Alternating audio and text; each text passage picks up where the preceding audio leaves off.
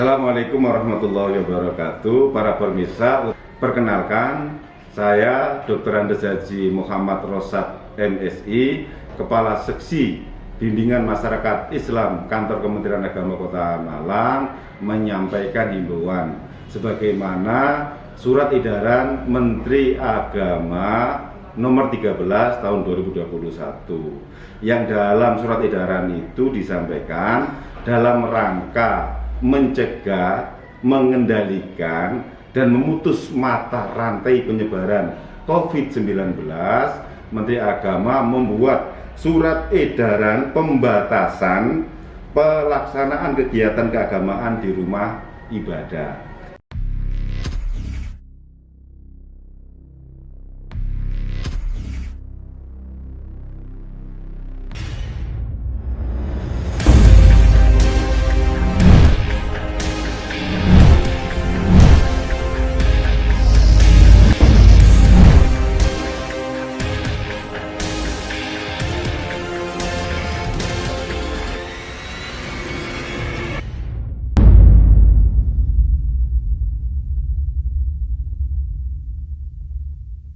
Assalamualaikum pemirsa Oma Ijo TV sekalian yang saya hormati. Seperti biasa, saya selalu menyamperin Mas Rosad kalau ada sesuatu yang kurang jelas di hati saya tentang kebijakan-kebijakan pemerintah, terutama di Kementerian Agama. Nah, mudah-mudahan apa yang ingin saya tahu ini juga ingin juga diketahui oleh pemirsa Oma Ijo TV sekalian. Dan apakah yang ingin saya ketahui saat ini? Nah, sekitar beberapa minggu yang lalu, saya kan satu grup WA dengan Mas Rosad. Beliau nyebar selebaran tentang surat edaran pemerintah nomor 13 tahun 2021, yaitu tentang pembatasan kegiatan yang ini menyangkut tentang rumah ibadah. Kalau enggak tentang ibadah, rumah ibadah tentunya ada masjid, ada gereja, terus kemudian ada vihara, pura, dan lain-lainnya. Nah, ini kemungkinan yang mau saya tanyakan ini, apakah yang dibatasi di kegiatan tersebut, dibatasi di masjid tersebut, maksudnya apakah orang sholat itu harus yang dulunya penuh sekarang dibatasi cuma berapa persennya, atau gimana, atau kegiatan-kegiatan seperti remaja masjid atau apa yang harus tidak boleh sekarang, dan seperti apa, nanti Mas Rosad akan menjelaskan semuanya kepada pemirsa sekalian. Mudah-mudahan ini nanti Mas Rosad bisa menjelaskan semuanya dan dapat dipahami oleh pemirsa Oma Ijo TV sekalian. Baik, akhirnya saya ke Mas Rosad. Selamat siang Mas Rosad. Selamat siang Mas Anjar. Baik Mas Rosad, ini tadi terkait dengan opening saya tadi bahwa peraturan SE nomor 13 tahun 2021. Jadi gimana ini Mas, peraturan pemerintah ini tentang pembatasan pelaksanaan kegiatan keagamaan di rumah ibadah? Apa saja sih Mas yang sebenarnya dibatasi? Mungkin Mas Rosad bisa menjelaskan dari latar belakang dan semuanya, mengapa sampai SE ini turun, terus kemudian akhirnya yang menimbulkan beberapa pertanyaan orang-orang, loh kok dibatasi? Di rumah ibadah saja kok dibatasi, kenapa? Kenapa kok gak takut sama Tuhan, kenapa kok takut sama makhluk? Itu pertanyaan-pertanyaan itu banyak sekali Mas, yang terpintas di media-media sosial dan sebagainya. Mungkin Mas Rosad bisa menjelaskan sekalian sampai saat itunya gitu. Ya Mas Rosad, silakan. Ya, terima kasih Mas Yance. Memang pada tanggal 15 Juni tahun 2021 kemarin, Menteri Agama mengeluarkan surat edaran nomor 13 tahun 2021 tentang pembatasan pelaksanaan kegiatan keagamaan di rumah ibadah. Jadi ini pembatasannya bersifat umum untuk semua rumah ibadah. Kalau masyarakat bertanya, di tempat ibadah kok dibatasi, ini kan salah satu ikhtiari manusia, bentuk usaha manusia dalam rangka menjaga hifdzun nafs, menjaga jiwa, menjaga kesehatan, itu diwajibkan bagi umat Islam. Karena ini masa pandemi COVID dan akhir-akhir ini penyebaran COVID semakin meningkat, dirasa perlu untuk membuat surat edaran ini. Nah, surat edaran ini dimaksudkan adalah untuk mencegah, untuk mengendalikan dan memutus mata rantai penyebaran virus COVID-19. Di surat edaran itu sebetulnya ada tiga klausal yang ditekankan oleh Bapak Menteri Agama, oleh Gus Menteri Agama. Yang pertama adalah yang dibatasi tempat ibadah yang ada di zona merah. Tentu saja zona merah berdasarkan penetapan pemerintah daerah setempat, gugus COVID setempat, untuk yang tempat ibadah berada di zona merah itu untuk sementara waktu kegiatan keagamaan harap ditiadakan.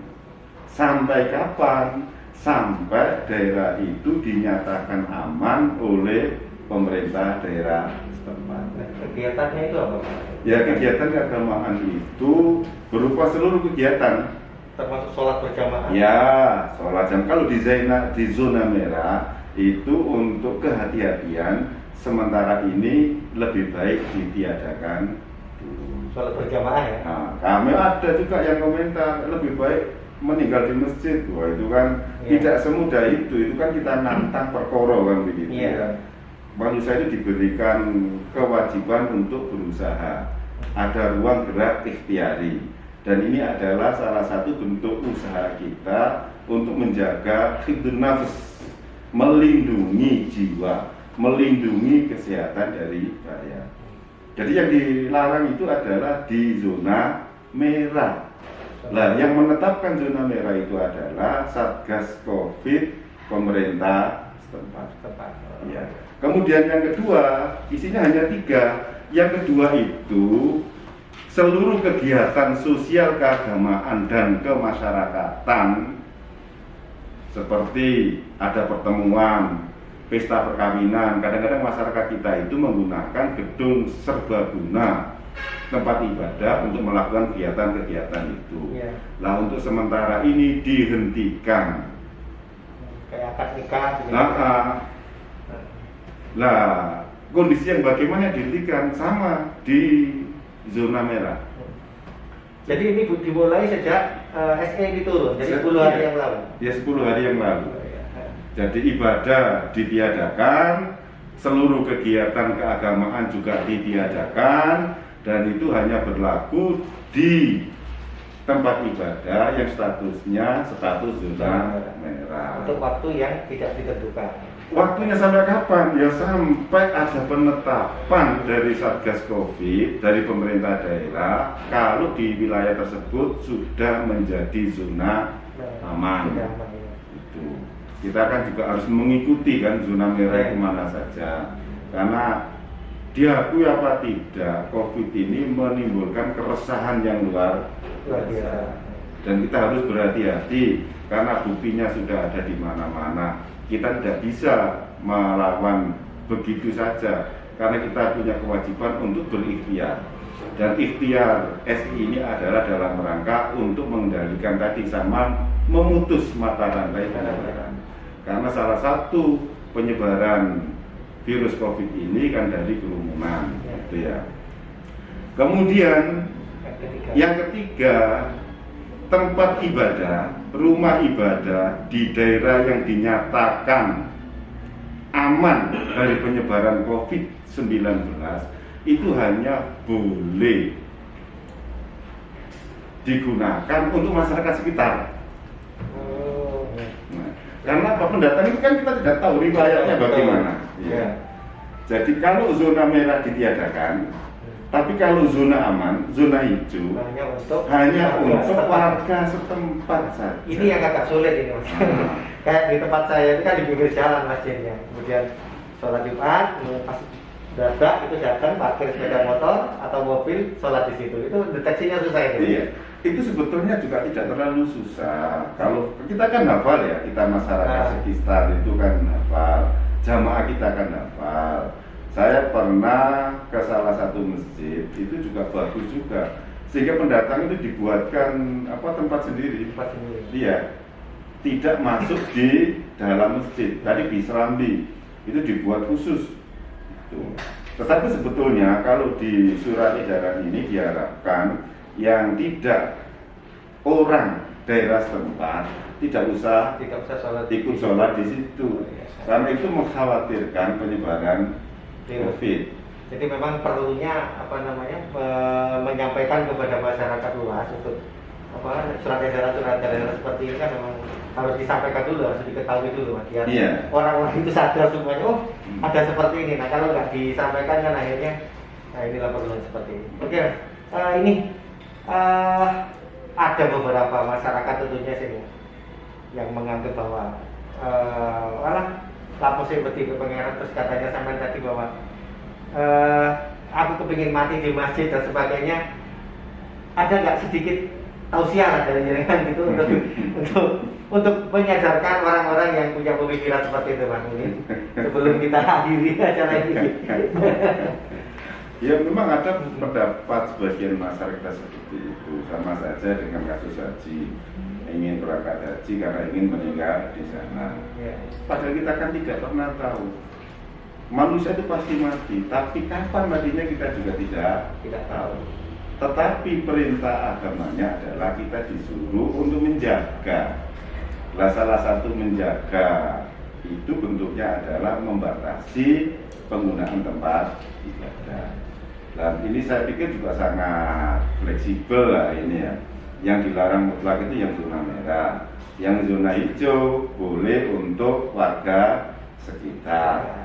Nah itu kita harapkan yang tidak warga sekitar ya dimohon kan itu. Iya. Ini saja biarpun zona hijau itu tetap diperintahkan untuk menggunakan protokol COVID dengan ketat. Iya, harus dengan ketat itu. Oke, Mas Rasad, mudah-mudahan ini dapat bermanfaat bagi pemirsa Omejo sekalian. Terima kasih atas waktunya Mas Rasad, dan kita akhiri dulu untuk SE nomor 13. Kita akan kembali ke peraturan lagi dan kembali ketemu masyarakat lagi di berita-berita yang lain. Akhirnya, Assalamualaikum warahmatullahi wabarakatuh. Waalaikumsalam warahmatullahi wabarakatuh.